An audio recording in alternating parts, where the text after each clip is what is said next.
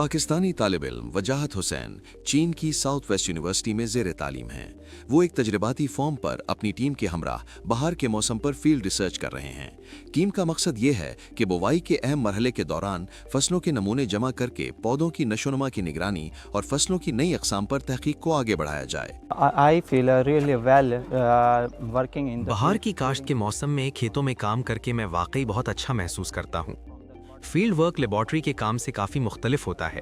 Laboratory का काम ज़्यादा मुनज़्ज़म और कंट्रोल्ड होता है, जहां हम मखसूस हालात और तरीक़ेकार पर अमल करते हैं।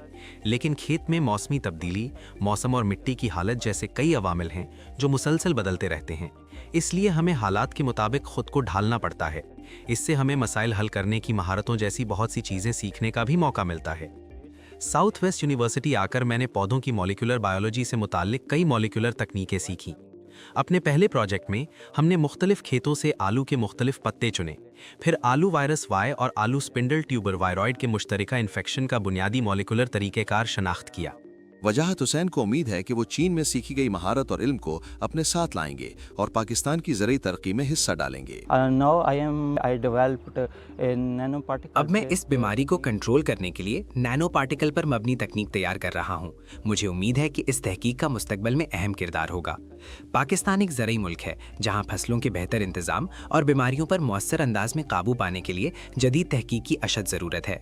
हमारी टीम ने आलू के पत्तों में मुख्तलिफ किस्म के वायरस की फौरी शनाख्त के लिए डिटेक्शन किट्स भी तैयार की हैं, जो खेतों में मुख्तलिफ वायरसेस की बरवक्त तशखीस के हवाले से बहुत फ़ायदेमंद है। मुझे उम्मीद है कि ये टेक्नोलॉजी और महारतें मुस्तकबिल में पाकिस्तान में ज़राअत के लिए मददगार साबित होंगी।